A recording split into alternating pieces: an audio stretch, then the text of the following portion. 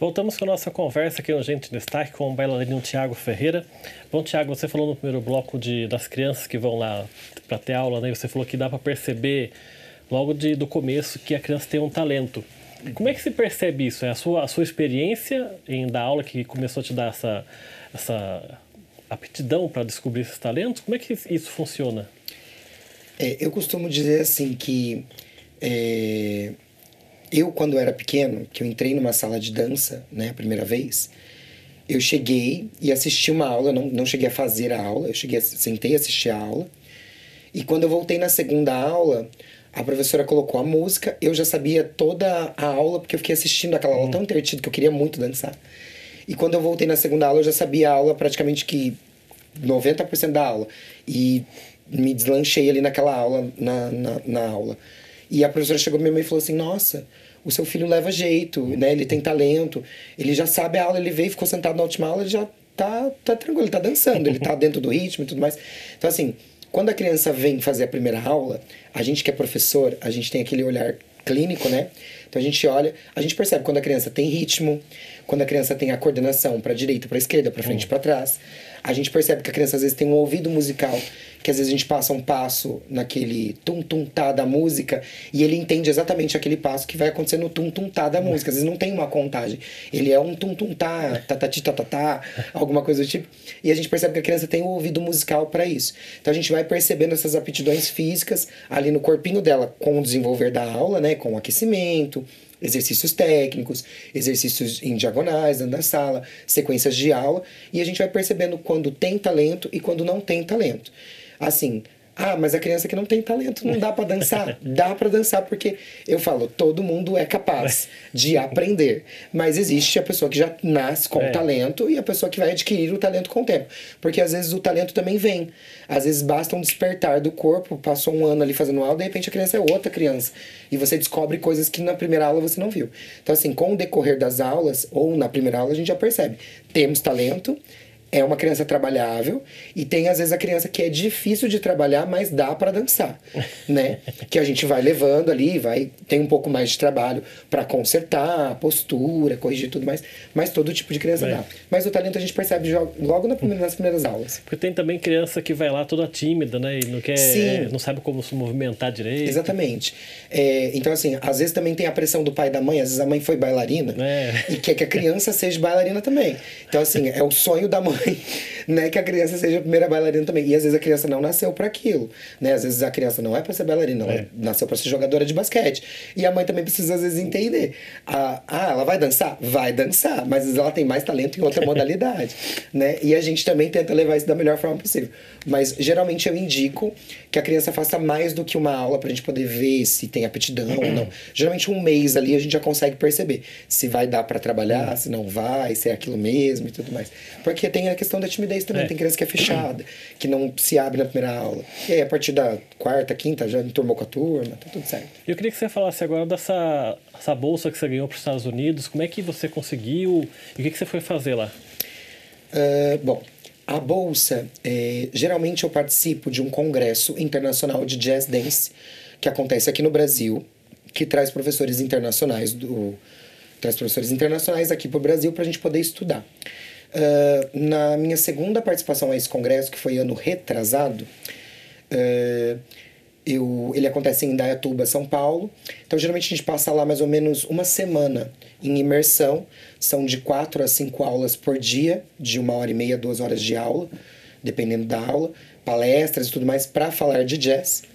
E lá você conhece vários professores de fora, que eles trazem os gringos para vir ensinar a gente a técnica diretamente da fonte. Quem fez aula com os grandes nomes, os percussores do jazz nos Estados Unidos e tudo mais. Então eles trazem esses grandes professores para cá. Isso tem um custo, né? Então você compra o curso, né? Então esse ano eu fui pela terceira vez. E aí, nessa segunda vez que eu fui ao congresso, geralmente no final, nos últimos dias de congresso, eles pleiteiam algumas vagas de bolsas de estudos nos Estados Unidos para você fazer aulas nas principais escolas dos Estados Unidos de jazz, né? E aí eu fui um dos contemplados. Então, eles sorteiam geralmente dar acho que umas 8 pessoas, 8 a 10 pessoas, mais ou menos. E aí eles pleiteiam. E assim, pra mim foi uma surpresa, porque esse congresso já tem agora foi o 17º, acho que é o 17º. Isso, 15º, 16º. Foi no 16º que eu ganhei a bolsa. Fiz o 17º agora. Então, no 16º eu ganhei a bolsa. E assim, eu fui pela segunda vez. E aí, assim, é muita gente. São 350 alunos praticamente ali, né, participando daquele congresso. E aí eles escolherem 8, 10 pessoas, eles olham e muitas vezes eles não escolhem pela perna mais alta, ou pela flexibilidade, pela melhor performance. Eles escolhem aleatoriamente pessoas que eles enxergam que vale a pena investir, ou que tem um coração muito grande. E eu tava assim, tanto que na hora que foi fazer o sorteio lá do congresso, eu nem tava prestando atenção, porque era meu segundo ano naquele lugar. Eu falei assim, elas foram anunciar, agora a gente vai anunciar as bolsas e tudo mais. Eu tava lá no cantinho, perto do banheiro, nem tava prestando atenção. De repente, e eu fui o primeiro anunciado ainda. Aí elas, cadê a pessoa, não sei o quê? Thiago Ferreira. E eu nem tinha mexendo na minha bolsa. Aí o menino, é você. Eu falei assim, não sou eu. Aí ele, é você. Aí ela, Thiago Ferreira, ela olhou pra minha cara e falei, eu mesmo? Tem certeza? E aí eu ganhei essa bolsa. Eu fiquei assim, maravilhado, porque eu não esperava ter ganhado uma bolsa pra ir pros Estados Unidos.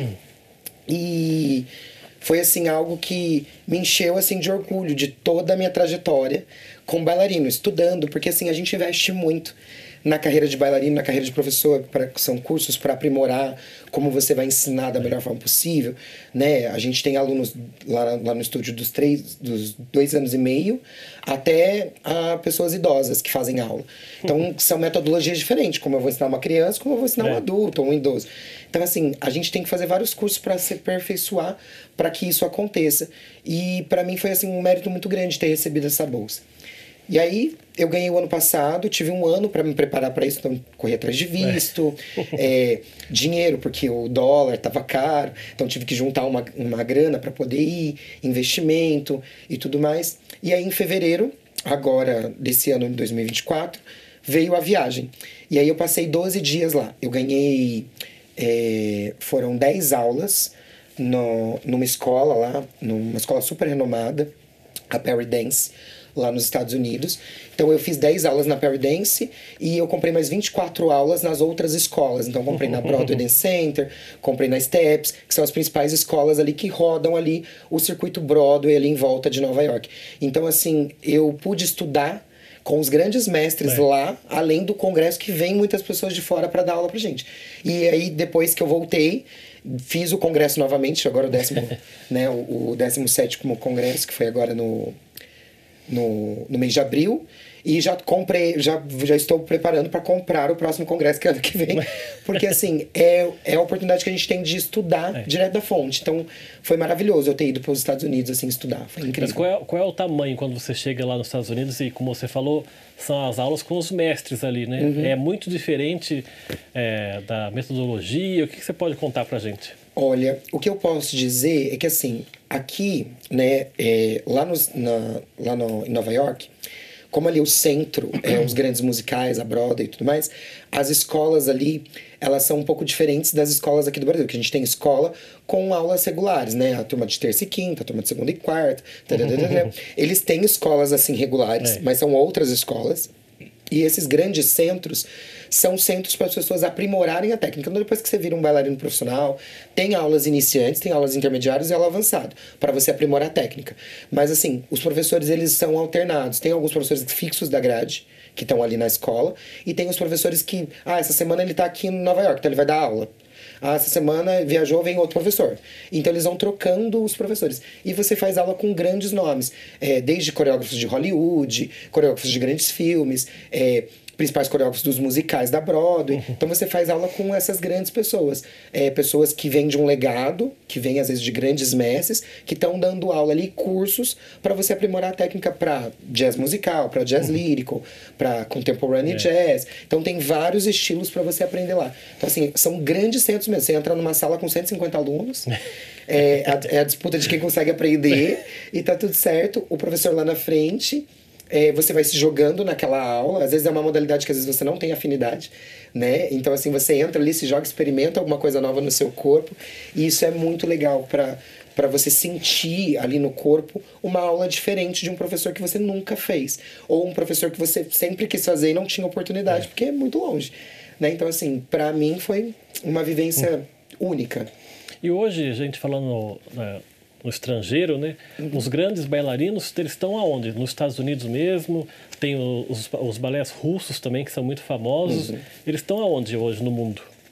Olha, os grandes bailarinos, eu acredito que estão espalhados pelo mundo, né? Assim, o Brasil, ele tem a oportunidade de ter aqui no Sul, né, em Santa Catarina, a única escola fora da Rússia, que é a escola do Bolshoi, que é sediada aqui em Joinville, Santa Catarina, que inclusive a gente participa todo ano, né, do festival lá de Joinville. Vai uma galera aqui da cidade. Então, assim, todo mundo vai para fazer curso, para estudar, para levar seus grupos de competição, levar seus alunos para se apresentar e também para prestigiar o festival.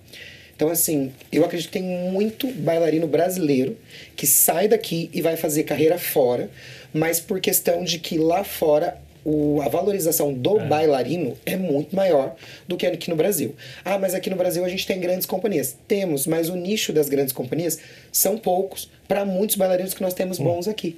Então, por isso que muita gente vai procurar carreira fora, porque às vezes não consegue se adequar a uma companhia que, às vezes a companhia tem um biotipo, eu quero bailarinos altos, esguios e tudo mais. No meu caso, que sou um bailarino mais baixo, um pouquinho mais corpudo, não me adequo a esse biotipo. Então eu tenho que procurar uma outra companhia que se adeque. E fora do Brasil, você tem outras companhias, por exemplo, na Itália, na Europa, você encontra outras companhias que agregam, às vezes, outros biotipos. E eles gostam muito do biotipo do bailarino brasileiro. Porque o bailarino brasileiro, ele aprende um pouco de tudo, né? Ele tem um swing que é dele, ele tem esse sangue latino que corre nas veias. Então a gente tem algo, eu falo que é um zeriguidum nosso, né? Versatilidade. Uma versatilidade que quando a gente chega lá fora, o pessoal gosta muito. Às vezes você nem é tão bom tecnicamente quanto um bailarino russo. Porque os russos já nascem dançando balé. Né? O brasileiro nasce sambando, o russo nasce dançando balé. E às vezes a gente nem tem uma técnica assim tão aprimorada, mas eles gostam desse ziriguidum. Então eu acredito que os bailarinos estão espalhados por aí, mas as grandes oportunidades estão, às vezes, fora do Brasil por questão de valorização, mas só por causa disso. A não ser que você vai, por exemplo, consiga uma vaga num grande centro ou numa companhia, porque aqui no Brasil agora tem-se bastante lugares para você dançar. Tem programas de televisão, tem várias ramificações, mas você tem que procurar, né? E para a gente fechar o bloco, quando você vai fazer as apresentações, qual é o ritmo de treino? O quanto vocês têm que ensaiar e treinar assim de uma forma forte para poder chegar no ponto ideal? Bom, para treinar para uma competição, geralmente a gente tem um treino mais árduo, né, que é maior do que o convencional. Se for no meu caso, que sou bailarino e ainda danço, né, professor, bailarino e tudo mais, ainda danço, eu treino ou nos meus intervalos entre uma aula e outra. Eu aproveito, às vezes, tem 10 minutos ali, eu vou lá, passo a coreografia, ensaio aqui, termino meu expediente 9h30 da noite, tô lá eu sozinho na sala ensaiando mais meia hora. No final do dia eu chego mais cedo, ensaio meia hora antes. Às vezes sábado eu tô lá na academia, domingo estou lá, antes do almoço de família eu vou lá na academia, passo, dou uma ensaiada e tudo mais. Porque quanto mais você ensaia, mais você está preparado para aquilo. Às vezes são de 4 a 6 horas por dia de dedicação, né, dentro daquela sala, contando a aula que você faz para preparar o corpo e preparar a técnica para depois você executar o ensaio. Então isso varia mais ou menos de 3 a 4 vezes por semana um bailarino convencional. Se for um bailarino profissional, ele vai ser de 5 a 6 vezes por semana essa rotina de 4 a 6 horas por dia e um dia de folga. Tá certo, vamos fazer mais um intervalo aqui no nosso programa. Gente em Destaque volta daqui a pouco, até já.